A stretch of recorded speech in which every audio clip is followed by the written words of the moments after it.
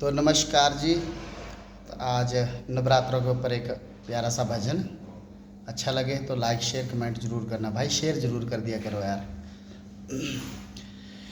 न रोल माइये मैं रुल गईया, तेरे दरबार पुल गईया। न रोल माइये मैं रुल गईया, तेरा दरबार पुल गईया। मैं रुल गईया मैं पुल गईया, तेरा दरबार पुल गईया। न रोल माइये मैं रुल गईया, तेरा दरबार पुल गईया।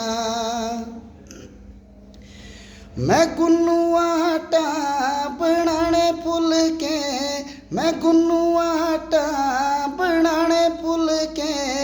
पता नहीं मेरी माँ तू केड़े मुल्के। न रोल माइये मैं रुल गईया, तेरा दरबार पुल गईया। न रोल माइये मैं रुल गईया, तेरा दरबार पुल गईया। जय माता दी।